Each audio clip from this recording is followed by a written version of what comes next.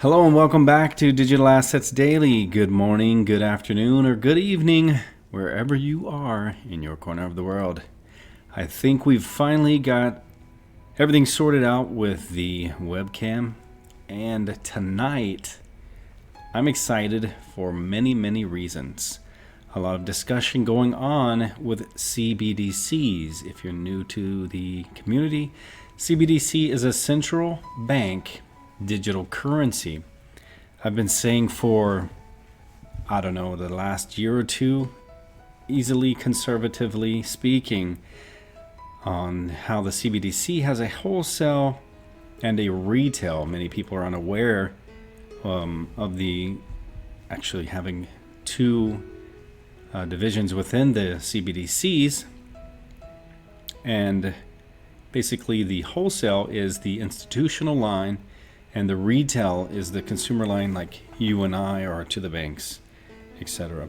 Sorry for the poor description and poor definition, but that was just to simplify it for new people to the space.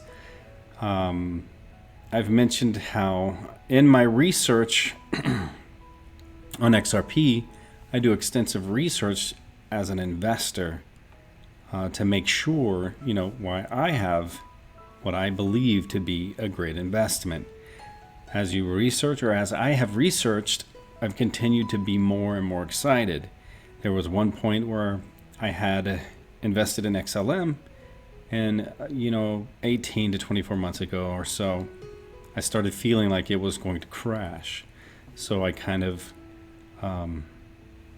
basically exchanged for more XRP, moved away from that, and shortly after the past, I think it was last year, they did the 50% burn. At that point, it seemed as if they were very desperate and their last grasp for air, so to speak, on their way down. Come to find out, that is not entirely true. I have found in the past at least 6 months, and everything I research for XRP, I'm finding stellar. Connected somewhere, XLM, Lumens to Ripple. So I've been sharing that as I said I would. Obviously, the focus being on XRP, as it's my favorite, and the most exciting, in my opinion. But that's great because being here with the XRP community, that's what we're focused on anyway. To move along a little further into the story here, the hot topic lately has been CBDCs. So I figured, why don't I do a quick show on CBDCs and break down for the new people to explain what's basically the hot topic this week on Twitter. So getting into that tonight, I had lost one of my articles and had to do like a manual search. I stumbled on something that surprised even myself tonight that I was unaware of. I had not seen anyone break down the CBDCs. There was a lot of speculation, and even in my research, I connected to what I actually have found tonight. And it's very exciting to share that with you. And I think if you are an XRP investor, you're going to be very surprised by the end of this video. And I think you're also going to be very excited. So let's get right into this. I'm going to try and be as brief as possible, and I'm going to try and keep as focused as possible. But it's going to be very difficult because there is so much information instead of trying to cover that I'm going to try not to cover. And I know that sounds a little bit odd, but as we get into this, it's going to make entirely an extreme amount of sense here. The news today was talking about the digital gold label shifts as XRP correlation to gold outpaces Bitcoin. I want to get into this article a little bit because it starts connecting to the rest of the story or the rest of this show today. Up until the most recent correction, Bitcoin price was repeatedly pushing above the 10,300 and attempting to reach a 2020 high above 9,500. 2020 started with a strong upward trend and altcoins followed Bitcoin's price action as thoroughly reported in Cointelegraph. The aggregate trend leaves the door open for a full bullish period ahead, since the last Bitcoin high growth period was between April and June of 2019. The volatile behavior observed since the start of the year may be causing the traditional assumptions associated with Bitcoin and other top currencies to be challenged. One of those assumptions is the belief that Bitcoin is closely connected to gold. And as we hear over and over, Bitcoin is the store of value, it is the digital gold, etc. Cryptocurrencies and the precious metals narrative. A previous analysis reported by Cointelegraph has shown that the digital gold narrative attributed to Bitcoin may not be as realistic as investors believe. The lack of a significant relationship between Bitcoin returns and gold returns, as well as the low correlations across the years, are contributing to the challenge to the narrative. The same can be said about the association between Litecoin and digital silver. The critical analysis of the relationships between cryptocurrencies and precious metals opens the door for further research. As I had come in through Bitcoin, I had actually did a little bit early before the bull run in 2017, and I had actually gotten out of that at the 7,600 mark. And I did have Litecoin and Ethereum and Bitcoin Cash and a few others. But again, I'd gotten out of those, luckily, at the higher than I had gone in, and put everything back into XRP. And I had always said, or I'd always heard, Bitcoin was the gold, Litecoin was the silver, coming in through those. And then after research, my personal perspective had always been XRP was the gold and XLM was the silver upon further research. And that had been my personal description or theory of that, instead of the Bitcoin and the Litecoin. Going into this by analyzing the correlation between the top 10 cryptocurrencies in the market and gold returns during 2020, we unexpectedly found that XRP, rather than Bitcoin, has the strongest correlation to gold. There's a little more to this, but that's the sum of this story. As we come into the next article, Sweden to test e-krona central bank digital currency on the Corda blockchain. The R3 Corda settler, many people do not realize it if you're new to the space, it basically runs on the XRP. We'll go into this article a little bit, and then the rest of the show is going to start getting very exciting. Today, Riksbank, the Swedish central bank, announced a trial for an e-krona targeted at the general public. The solution is developed by Accenture using the Corda enterprise blockchain. And the bank was keen to emphasize that no decision has been made to proceed with the CBDC, and the project is intended as a learning experience. Accenture won the contract to explore the e-krona in December of last year. The initial test will last through February of 2021. How an e-krona might impact the Swedish economy depends in part on the design of the currency. Hence the need for the pilot project. Test users will store e-krona in a digital wallet, enabling them to make and receive payments. Additionally, there will be solutions for smartwatches and cards, and the possibility of using the currency offline may be explored. Before a wallet can be used, it has to be activated by a participant connected to the DLT network, mainly banks.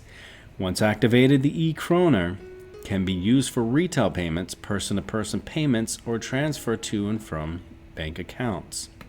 The solution will involve simulating the current financial infrastructure and settlement systems. Banks will have to swap deposits in the Central Payment System, RIX, in exchange for e-krona. Direct participants that operate nodes will need to have access to RIX, but the central bank also allows for indirect participants. The central bank controls the private DLT network and is the only one that can decide who can add a node. However, RIX is only used for the issue and redemption of the currency. It's not for transactions that will be done separately, and Riksbank noted that because the DLT network is separate from existing payment systems, it could offer additional robustness if the primary network failed. The Swedish central bank is keen to explore a CBDC because of the declining cash usage. That's also one of the drivers behind China's digital currency DCEP. But other central banks such as the ECB and the Federal Reserve have noted that they don't have the same issues. Morian Omfif, the OMFIF, published a 13,000-person survey of consumer attitudes towards CBDC and other digital currencies. It found a significant difference in appetite between emerging markets where citizens were keen versus developed economies where consumers were much more cautious. Here's where I wanted to get into a little bit deeper with the CBDCs. Pardon. The Bank of Canada, if you've been in this space for a few years, you understand they had Project Jasper, which was basically the flagship for CBDC testing.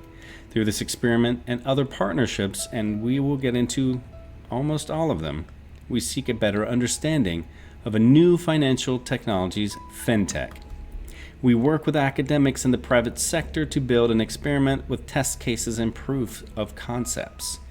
Our broad-based approach to fintech and our work on Project Jasper landed our fintech working group the first Pioneer Award in 2018.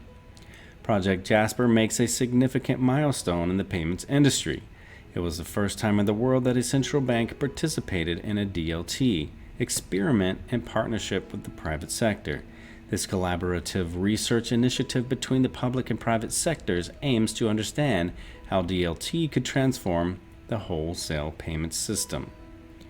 And in my opinion, the wholesale, I believe, has to have a higher price value than the retail. I could be wrong, they could be equal, time will tell.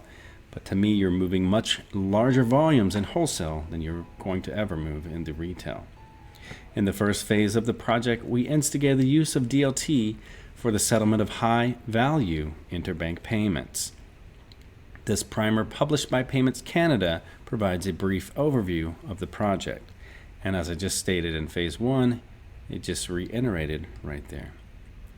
In Phase 2, we have the project involve rebuilding the platform using an alternative form of DLT to further test the efficiency of this technology for the clearing and settlement of high-value interbank payments.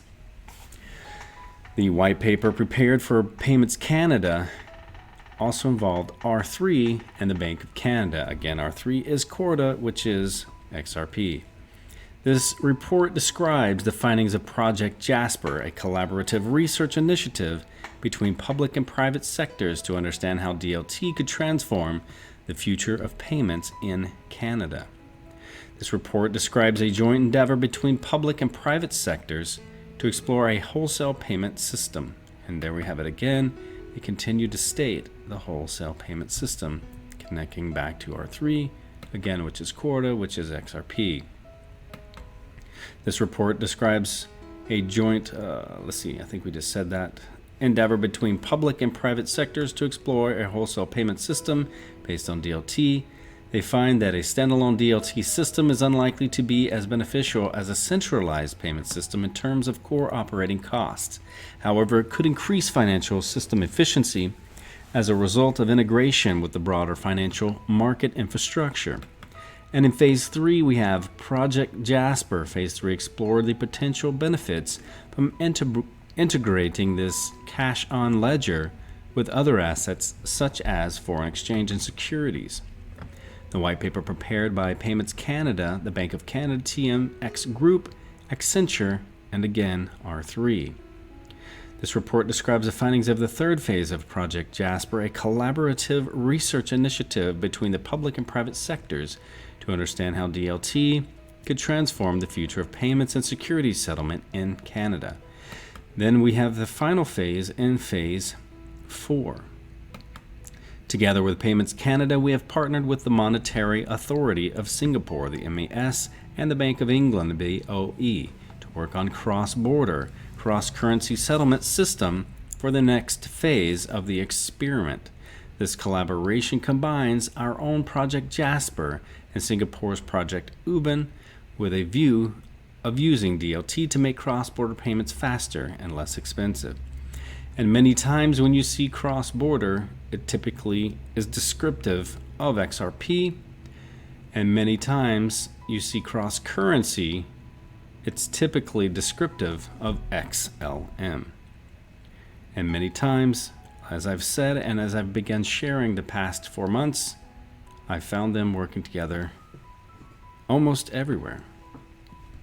The white paper prepared by the Bank of Canada, let's see, that's the one we just finished. The experiment helped to understand how DLT could lead to safer and more efficient cross-border and cross-currency payments using different types of DLT platforms. And here again, you see the different types. And if you remember thinking back, if you've been here a while, it'll connect. If you're new, I'll explain it this way. Brad Garlinghouse has said many times over there needs to stop the infighting within the crypto communities, the digital assets. Because for this to survive, there has to be success between many of them. And they're not competitions, they're going to have to work together. The ones who may be are the ones without basic use case. They're going to shut their own doors, they're going to close themselves down. But the ones with use cases most likely will survive.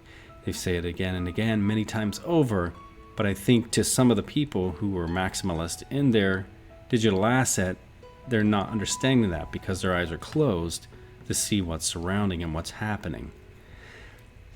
But the preliminary report prepared by the Bank of Canada, the Monetary Authority of Singapore, and the Bank of England, and HSBC, with contributions from Toronto Dominion Bank, the Overseas Chinese Banking Corporation, the United Overseas Bank, KPMG, and Payments Canada. This report describes the preliminary findings of the fourth phase of Project Jasper, a collaborative research initiative between the public and the private sectors to understand challenges and inefficiencies in cross-border payments and settlement on how new models for these processes could improve the outcome. Other partnerships. The bank also partners with Creative Destruction Lab and is a founding member of the Blockchain Research Institute. All right, here is where it's going to get fun and exciting for the rest of the XRP investors.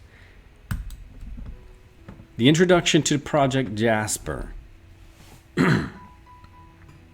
Excuse me, sorry. There is growing interest worldwide in DLT, a shared database that can be used to facilitate payments, among other things, in a fast, more transparent, flexible way, with such well-known examples of DLT as Bitcoin. It's a technology that has garnered the attention of financial institutions and payment organizations around the globe. I'm going to go into this just slightly, but I'm going to try not to go too far because I don't want to lose focus on this video, and it will be very extremely easy to get off track. I think I'm going to skip further down because again I don't want to lose focus, and there's so much information it does not take very much to get off track. Payments Canada, the Bank of Canada, financial innovation firm R3 Lab, and research centers CIBC, TD, Scotiabank, Bank of Montreal, RBC, National Bank, and HSBC have come together as a team to investigate DLT. Jasper marked a significant milestone in the payments industry, as it is the first time in the world that a central bank participated in a DLT experiment in partnership with the private sector. If you follow this channel, this is not going to be new news to you, but it will be different news to you, as we've connected basically all of these already back to Ripple. I think we did in a video 4 months ago where we've connected Ripple basically to the entire financial structure. But tonight we're going to actually give you directly from the banks in regards to CBDCs. Here we have Project Jasper is a collaborative research initiative by Payments Canada, The Bank of Canada Financial Innovation Consortium, R3, here we have again, which runs Corda, which runs on XRP, and a number of Canadian financial institutions to understand how DLT could transform the future of payments in Canada. The project was launched in March of 2016, and since then, 2 phases of exploration into the use of DLT for wholesale interbank payment settlements. And as again, we've mentioned the wholesale interbank payment settlement. And with the CBDCs, you have a wholesale and a retail. I guess basically the financial market has a financial resale. This paper describes the project's findings to date. Since inception, the project team has had the opportunity to explore and compare 2 distinct DLT platforms for the chosen use case. Here's where you get excited: an Ethereum platform and an R3 Corda platform. Now I'll spill the beans. The rest of this article, we're going to show that CBDCs are now running on XRP, XLM, and Ethereum. So basically the CBDCs are based on those 3. You know, a lot of people have been unaware. Tonight we were surprised to learn of Ethereum. And we're going to get into that a little bit deeper and a little bit more as we continue to finish this video. But we did know XLM, we did know XRP, we did know how they were broken down into the wholesale retail, but we did not know about the Ethereum. We've crossed it but did not put it together until tonight. We're going to finish here with an Ethereum platform and an R3 Corda platform, while also building some of the key functionality found in wholesale interbank settlement systems today. Specifically, in the second phase, the project team successfully built a liquidity saving mechanism, the LSM, in the form of a central queue on top of the latter platform to help economize on liquidity and promote smooth intraday flow of payment transactions across the platform. Interestingly, the analysis thus far is suggestive that DLT platforms that employ a proof of work consensus protocol was built in phase 1, do not deliver the necessary settlement finality and low operational risk expected of core settlement systems. Phase 2, however, built a DLT system that employed an alternative consensus model on the basis of a notary node that could deliver improvements in regard to settlement finality, scalability, and privacy. While there is still much analysis to be completed, the project team continues to work on improving the ability of the DLT platform to observe the international principles for financial market infrastructure, the PFMIs. That must be met by a DLT, or a distributed ledger wholesale interbank payment settlement system. And again, you have it over and over, connecting them back to the wholesale systems. And this here, there's a lot of information I'm going to pull here. Otherwise, this video is going to be many hours long. I'm going to try and keep it focused and direct to the point, but it's pretty exciting. In phase 1 of the project, an Ethereum-based interbank bank transfer prototype was developed and focused on uncovering the potential and implications of DLT and CBDCs.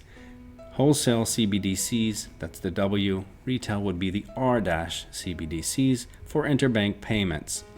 Phase 2 addressed shortcomings on phase 1, especially in settlement finality, transaction throughput, privacy, and cost of liquidity. And here's another key word that you're familiar with now, with the financial global crisis and the connecting to on-demand liquidity and the relabeling of XRP to ODL. These include developing a Corda-based interbank settlement system with a liquidity-saving mechanism, the LSM system, to allow for queuing and netting of transactions. Here you have again, R3 is Corda, Corda is running on XRP. What do you have it speaking of is a liquidity-saving mechanism, the LSM. I'm not going to go too further here. Again, staying focused.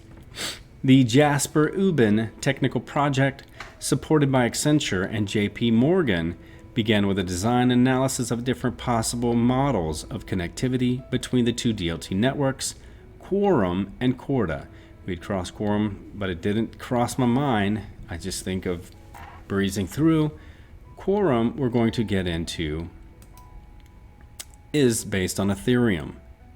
So the way you have Corda on XRP, you have IBM Hyperledger on XLM, and you have Quorum on Ethereum. Another thing I wanted to get into here, we've said for over 6 months, probably closer to a year, but let's just say at least the past 6 months, how JP Morgan, we noticed how they redid their website and had little hints of Ripple stated throughout their new changes. And we thought that was pretty funny. We did discuss that probably 3 or 4 months ago in a few videos. So the workshops were conducted with the Project Ubin Consortium to discuss their design considerations and understand the implications of each model across technology, business and operations, and legal and regulatory policies. The team also successfully built a cross-border Canada and Singapore, cross-border CAD and SGD, cross-platform Corda and Quorum system for atomic transactions based on HTLC. This report captures the design considerations and discusses the technical aspects of implementing DLT for cross-border, cross-currency, cross-platform high-value payments, and this report outlines the high-level architecture and technical design options and examines the use of hashed time-locked contracts, the HTLC, to enable atomic transactions across DLT networks, and see how you can continue to analyze over and over again. When you know what you're looking for and you understand the terminology and the definitions, it's easy to place. We've shown here that they're working together with XLM. We've shown that they're working with XRP. We've shown that they're working with Ethereum, and those three are running all of the testing on the CBDCs, and you can see how they're working together. Another thing that I really like about this, the team successfully built a cross-border Canada to Singapore, a cross-currency CAD and SGD. Then you have the cross-platform Corda and Quorum. And if you're familiar with the news, especially what's going on with the, let's see, how do I want to bring that here? It's probably right here. Let's go to this headline. We'll get more into the story, but just to bring it back. Building bridges at ETH Denver. Ethereum is with the Spring, which is connecting back to Ripple and to the XRP.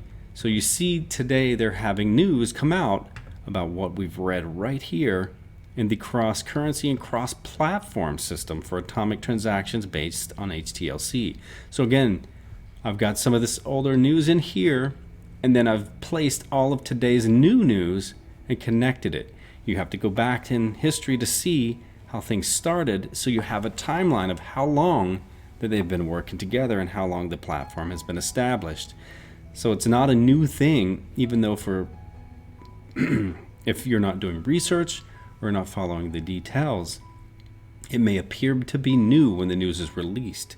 But again, we've connected all of these, and it's nice to see the news finally catching up to us. And there are a few other articles that we chose to leave out, which reiterate even more power. But I think tonight alone is very exciting, and we show again, as it states here, the cross-platform, Corda and Quorum, and we've shown here with the recent of today's article. I don't know why it has tomorrow, but either which way, today's article for building bridges, but basically between XRP and Ethereum. But it connects right back here to what we've read. And the next, here we've discussed, based on Ethereum, Quorum is an open source blockchain platform that combines the innovation of the public Ethereum community with enhancements to support enterprise needs. Our mission is to make adopting blockchain a seamless process. We're not just a platform, we provide full service support. And then what has Brad Garlinghouse said it many times over?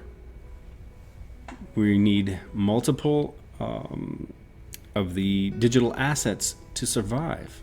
They're going to work together. He said it many times. And again, what do you have here?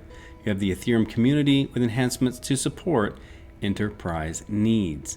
And you can see, as we've stated, and as they've stated at Stellar and Ajed has said, and the CEO of Chain and Interstellar has said, they're on different lanes. They're not competition.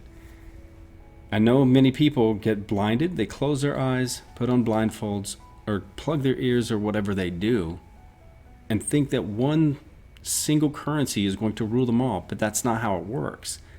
It's a small world, but yet at the same time, it's a very big world. And not one can maintain, not one can supply the need for all of them. And just think, a lot of people aren't understanding what's going on with Ripple, XRP, the escrow. We'll save that for another time. If you follow this channel, you know where we stand on that. But the point is, there's only 100 billion. The transactions alone that we know from, Swift, the volume that it did last year alone was $77 trillion. You got to remember, that's year after year after year, and it's growing. And then you have derivatives, then you have stock and bond, then you have your fiat currencies. I'm totally blanking on the rest of the list. I could probably pull it out of my file over here and describe it and break it down in better detail. But there's so much more finance. Then you have your precious metals. You have your gold. The gold alone is 133. Let's see, was it 133? I think it was 133. I'm blanking the tons. And then you had the additional 50 from the private supply. It was like 183. Let's see, what was it? 183 tons or 183,000 tons? I forget. Either which way, I'm not going to go into that. But there was a lot of gold out there, and it equaled up to a very high price. And there's videos out, and we're probably going to share them. I don't want to guess on that. I'm not going to assume. I don't want to be held to those numbers. It's easy enough for you to check the amount of gold that's out there, and maybe we'll do a follow-up with this on the gold. We discussed it earlier today between myself and a few other content providers, and it was very impressive. It was more than I thought, and I was even aware it was available. But there's so much value that's going to be transferred. They have to work together. They have to take different lanes. So again, remember, there's not competition between these. They're working together. Maybe not in your sense of what you're thinking, partnerships like partner, but if they're working together to solve a problem and they can't do all of it alone, that's working together. So either which way, let's get into this project Ubin by the Monetary Authority of Singapore, concluded after 2 phases of work that DLT in particular, Corda, which is your XRP, Hyperledger Fabric, which is your IBM, which is your Stellar, which is your XLM, and Quorum, which is your Ethereum, is able to satisfy the key functions of a real-time gross settlement RTGS interbank system in terms of volume, liquidity savings mechanisms, gridlock resolution, security, immutable, and resilience. Again, I can stop there. It just says in this article, directly from the white paper of Project Jasper, that XRP, I'm going to shorten it down to the currency. XRP, XLM, and Ethereum can satisfy all of these functions. I mean, that's a mic drop moment. Boom. Walk away. If you own those, you should be very excited right now. Not financial advice, but we're breaking down really what's happening. The CBDCs stated, I'm going to read it one more time and we're moving on, because that right here, this one paragraph, in my opinion, is the mic drop moment over this entire discussion.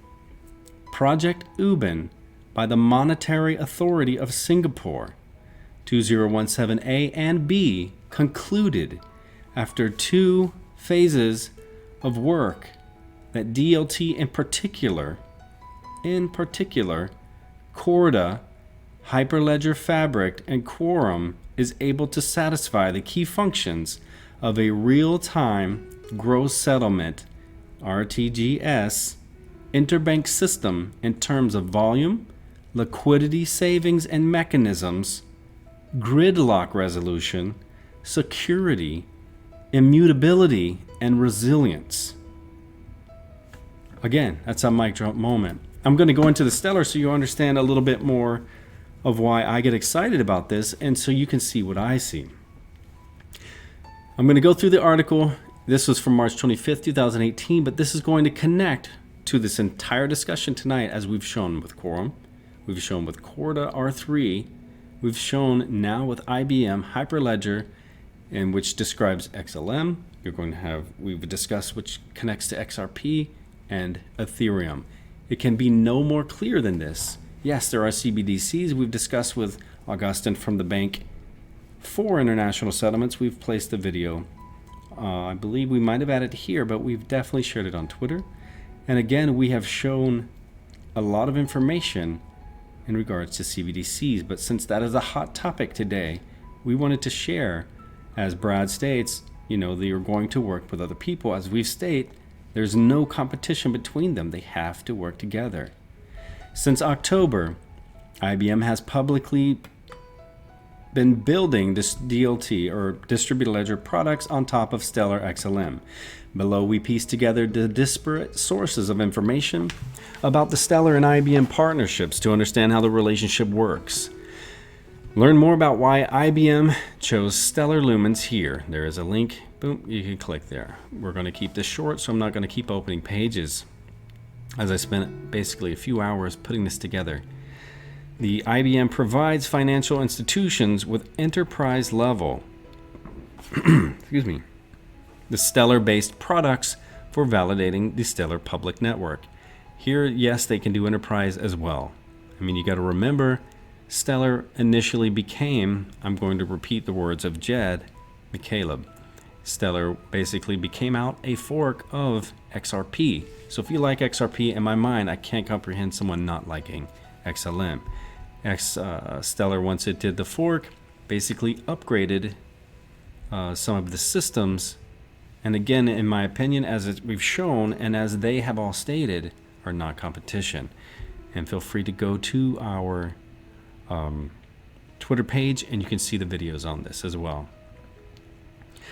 The number 1 for validating the Stellar public network, 2 facilitating cross-border transactions with Lumens XLM as the current bridge asset, 3 issuing any asset on the Stellar network. Both IBM and Lightyear SDF's for-profit arm provide services to companies who want to operate on the Stellar network. Lightyear, that connects back to the Interstellar, and basically Interstellar was the arm of Stellar that acquired Chain. So the CEO of Chain is now the CEO of Interstellar, which connects back to the Lightyear, which connects back to IBM, the Hyperledger, and runs on the Stellar network. But IBM serves larger, more risk-averse clients like banks and central banks, while Lightyear's clients are smaller entities like remittance companies. And as you've heard directly from the executives of Ripple, I'm wanting to say it was Dilip Rao, who stated once they move away from the remittance area and into the wholesale market, that is when things really will begin for them. Overview: banks and central banks and money transfer operators. Again, here you have them all discussing central banks in this entire video. The money transfer operators and financial institutions regularly outsource technology integrations to IBM. These entities are now interested in distributed ledgers, but would rather go to a trusted firm to apply DLT to their businesses versus attempt to do it internally. IBM's value add is the validating and operational presence on the public Stellar network that makes it more attractive for enterprises to deploy assets and solutions on publicly accessible blockchain networks. Jesse Lund, the VP blockchain on IBM, said IBM clients' DLT needs fall into 2 overall camps: private networks or public networks. IBM provides a private permissioned solution via the Hyperledger that can be extended to a public solution on Stellar. So again, you're going to find everything that I've ever stated in regards to CBDCs is confirmed tonight in this video. IBM's blockchain platform strategy provides, at its core, a toolkit to create secure private blockchain networks using Hyperledger Composer and Fabric, as well as interoperability with public networks such as Stellar. The private networks via Hyperledger, the Hyperledger Fabric, is IBM's private permission DLT solution and is open sourced underneath Hyperledger Foundation, which is a Linux Foundation DLT extension. The Stellar Development Foundation, SDF, joined the Hyperledger Foundation as an associate member. Hyperledger Umbrella was missing a coin capability. It now has one. Michael Dowling, the group's CTO, Blockchain Financial Services, IBM. The SDF and Hyperledger are in an active conversation about Stellar, contributing the Stellar core code based on the Hyperledger program. I would hope Brian, the head of Hyperledger and company, find a way to implement the SCP, which is Stellar's consensus protocol, into other HL projects. Jesse Lund. The public network on Stellar, IBM provides the following Stellar-related DLT products. Pardon me, guys. I've been sitting here for a while. I'm probably a little bit wiggly here, but let's go back. Sorry for the interruption here. The public network on Stellar, IBM provides the following Stellar-related DLT products. Validators nodes IBM's validating presence adds a permissioned construct on top of the public Stellar network. Universal payment solution, we have built a real-time universal payment solution on top of this validation layer. IBM plans to introduce the following Stellar-related DLT product. Token Lifecycle Management product. We are adding a Token Lifecycle Management product soon, which would allow asset issuers to launch their own tokens, ICOs, CBDCs, digital commodities, utility tokens, etc., leveraging IBM for token engineering and lifecycle management. IBM Stellar validators. At the time of publication, IBM runs 9 validators in the Stellar network. IBM provides a major validating presence on the public Stellar network, adding enterprise permission capabilities like business rule enforcement for asset issuers as well as transaction processing for our cross-border payment solution. Jesse Lund. IBM's Universal Payment Solution. This is the key value IBM provides its DLT clients, allowing banks to quickly clear and settle cross-border transactions in one single network. IBM wants to speed up the costly, laborious, and error-prone process of making global payments in different currencies. In partnership with SDF and currency exchange ClickX, IBM provides members of Advanced Pacific Financial Infrastructure for Inclusion, the APFII, payment initiation, compliance verification for exchange and settlement for as real-time cascading steps for each transaction. Using IBM's Universal Payment Solution and instructions laid out in smart contracts on Hyperledger Fabric, payments are settled on the Stellar network, becoming immutable and final once recorded. The Universal Payment Solution on the Stellar network is live in the South Pacific and matches currencies across 13 countries and seven different trade lanes. It uses a bridge asset to take the 3 to 5 day clearing and settlement process of today down to near real time. Our goal for 2018 is to establish operational corridors and to grow and operate a network of financial networks that facilitates low-cost, direct, real-time cross-currency clearing and settlement of all payment types and values, hence universal. Eventually, we'll support other asset classes too, which is what Stellar is really great for. Jesse Lund. In Q2, this product will receive an official trade name and will no longer be called Universal Payment Solution.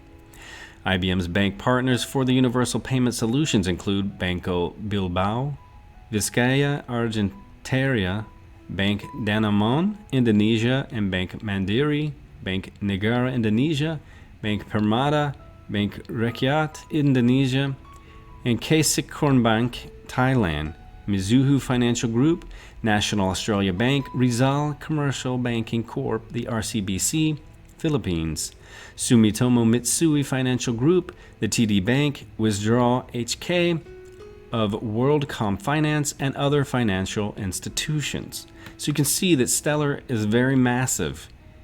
You're not hearing a lot of it, but we didn't hear anything for years with XRP either. This new implementation is poised to affect a profound change in the South Pacific region, and once fully scaled by IBM and its banking partners, could potentially change the way money is moved around the world, helping to improve existing international transactions and advancing financial inclusion in developing nations. Jed McCaleb, SDF co-founder and CTO. Lumen's XLM as a bridge asset. IBM's universal payment solution clearly uses the Lumen as the bridge asset for cross-border transactions. IBM's cross-border payment solution leverages Lumens as a bridge asset to facilitate real-time FX for the final settlement of payments. That will continue to be an option for the platform even as additional assets are deployed to the Stellar network, CBDCs, etc. Jesse Lund. XLM is one of the assets on Stellar. It's also used to pay for transactions on the network. So XLM has 1, value, and 2, utility. There will be other assets, and we've discussed them. So for example, let's say that a fictional island nation called Stellar Ryle has a central bank, and that central bank wants to issue currency assets, i.e. obligations of the CB, on Stellar. In that case, Stellar is used and XLM is used to power those transactions for those assets, even though XLM isn't directly used as a settlement mechanism. Kind of like how Ethereum works. It's interesting that he gave that example, isn't it? Because now we know XLM, Ethereum, and XRP are working together doing CBDCs. So does it really matter if XLM is the settlement mechanism at all times? No. I think what really matters is the safest settlement mechanism is used for 2 transacting parties, and 2, XLM is still used even as a utility. In this central banking example, it is. Michael Dowling. Give me one moment to take a quick sip, as my throat is drying out. I did not expect this night to be this long. It was initially going to be testing the live stream and do a few short little hello howdies to get used to and familiar with it. Then I stumbled on some stuff, and I figured tonight was important to get into CBDCs as it's a hot item of discussion on Twitter, and I think that the information needed to be known. Issuing other assets in the future, Lumens won't be the only bridge asset that IBM clients use. IBM clients will use IBM's future token lifecycle management product to issue assets on the Stellar network.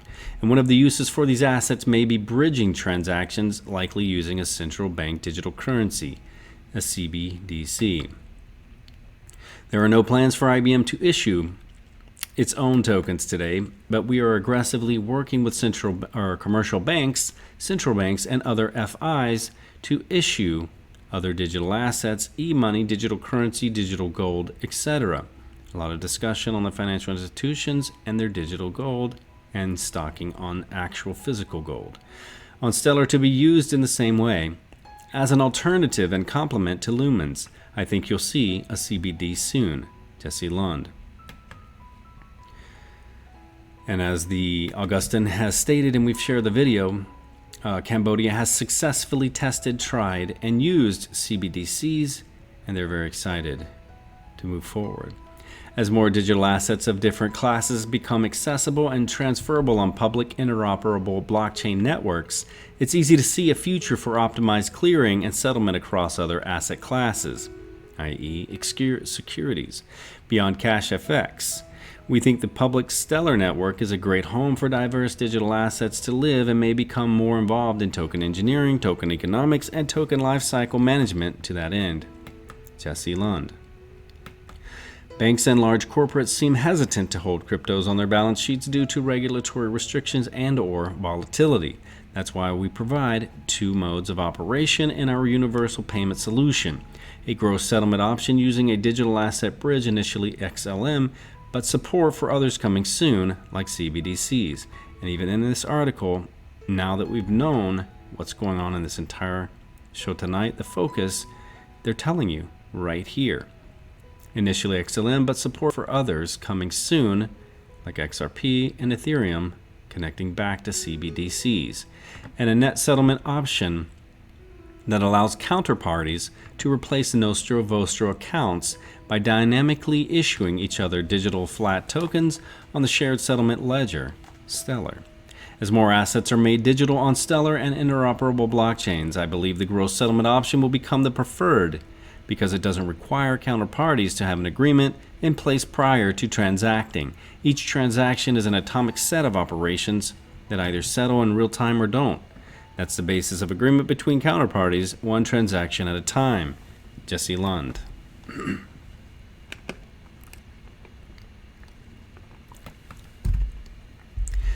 Central banks, according to Jesse Lund, IBM is very, very close to helping a central bank issue fiat currency on Stellar Network. And we do know that Stellar has Stronghold, which is a USD, a fiat currency backed digital currency on the Stellar Network. So that is very exciting too. And we do know that the Libra was going to be based off of the Stronghold, which comes back to Stellar again. Not going into those, I don't want to just stay focused here, but I like to add in the information in case you are unaware and for the new people. If you've been here for years, you probably understand a lot of this. May not have put it together the way we did tonight. And it is very tough, and I apologize for the distractions and maybe the little squirming here. Again, this show kind of turned into the monster it is tonight and was totally unexpected, but I felt that little deep dive deserved to be shared, and it was perfect timing as this is the hot topic is CBDCs. Future DLT clients, we are in active discussions with CLS and Visa, who are long-standing and important clients of IBM, and we've discussed that also how Visa works with on the Stellar protocol through IBM and WorldWire. Opportunities for alignment with our universal payment solution and their solution services, but have not signed any definitive agreements with them yet specific to this, although we are working on parallel blockchain projects with CLS. And also to connect, that was by Jesse Lund, but also to connecting the Visa back to Earthport and back to Ripple and XRP. So again, you can see connections everywhere if you open your mind a little bit and realize they're not competition, and you'll find them right there side by side. My team has no direct interaction yet with Swift, but we are very open to collaborate with them. Jesse Lund. And it's very funny because we've almost heard word for word on stage the exact same sentence from Brad Garlinghouse, talking directly to the CEO of Swift when he said he was excited at the opportunity to work with them. But we know that Ripple basically were going to take over and replace them as the digital Swift. Closing, a very unique capability with Stellar is the ability to issue an asset directly on the network and specify how that asset is managed on the network and what nodes validate and confirm transactions. That means we can work with each other or with other parties such as traditional fiat currency issuers, stay tuned, and help them feel safe about issuing on chain. Together with the technology we developed at IBM using Hyperledger Fabric. The ability to clear transactions with very fast settlement using Lumens was a no-brainer and a perfect match. Together, traditional and non-traditional financial institutions can settle using a cryptocurrency digital asset with those transactions directly tied to counterterrorism financing, AML, and KYC processes required by regulators around the world. Basically, it's the missing piece those institutions need to move forward a transaction with digital assets. Michael Dowling. And that's basically it. And here again, as we've stated, all the CBDCs we're working with R3, Hyperledger Fabric, and Quorum. If you break those down to the currencies that those are running on, you have XRP, XLM, and Ethereum. We're almost finished with this article, guys, or this video. We have a quick little thing here. Overall, the move from Ethereum to Corda reduces settlement risk and improves the likelihood that a production system would comply with the settlement risk principle.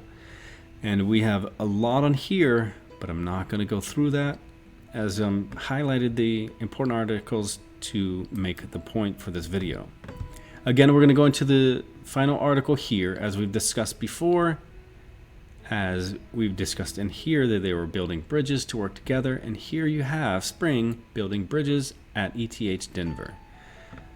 So we'll do the final article here and go through this. As I have not read that, I've saved this for this video. It took me a few hours to put everything together and in order, and this would be the final web that have woven the entire article together.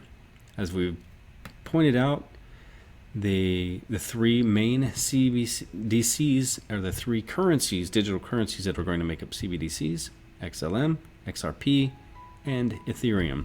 And now we've discussed in these CBDC from the banks, the project Ubin and Jasper, and there's all of the projects are on here for the CBDCs.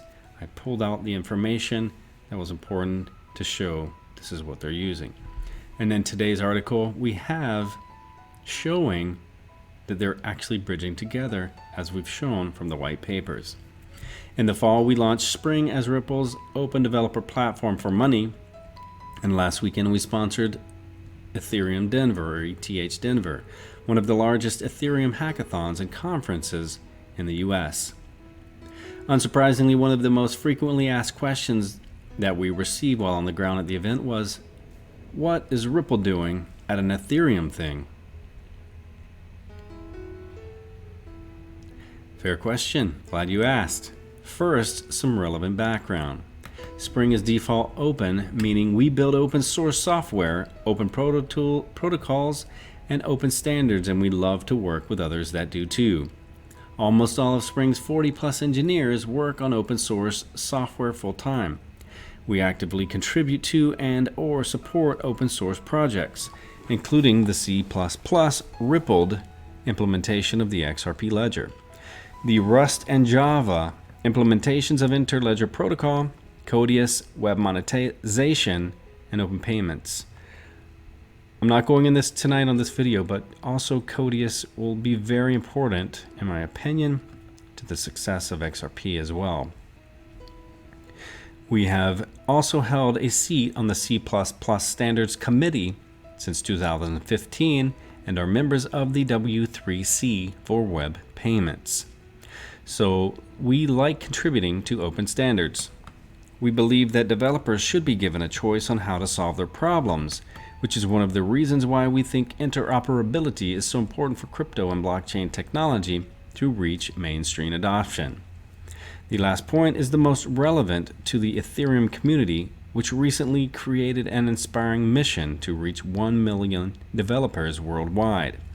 We believe that in order to achieve this feat faster, not just for Ethereum, but across all blockchains, it's best to combine efforts, pool resources, and work together where appropriate to make it easier for developers to build blockchain. So Spring sponsored 3 challenges during the Sustain Web 3 virtual hackathon and Gitcoin leading up to the ETH Denver. Each challenge has an interoperability theme with a focus on building bridges between XRP Ledger and Ethereum over the Interledger Protocol. And that's where I want to end this video, right there.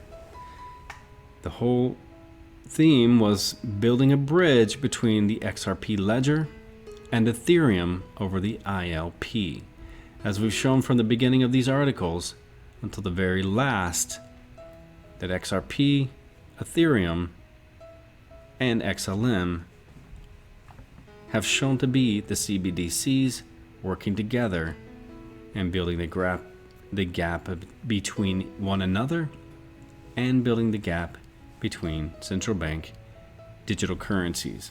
Again, guys, this was a very big challenge for me. It was tough to stay focused. I hope the point comes across. As I was learning, as much as you're seeing this, some of these, I spent time setting them up, so I was learning them right along with you. It was very exciting. preparing this, but I wanted to save like even my own excitement as I shared it with you. This was like an unexpected deep dive into the CBDCs, but it looks like we've have the answer to that and have solved that. And it's very exciting if you hold those assets. But I'll finish off with, again, this is not financial advice. It is for entertainment purposes only. You guys, I hope this was an exciting video for you as it was for me. And again, I thank you guys. I appreciate every single one of you. Much love to all of you, and we'll catch you in the next one.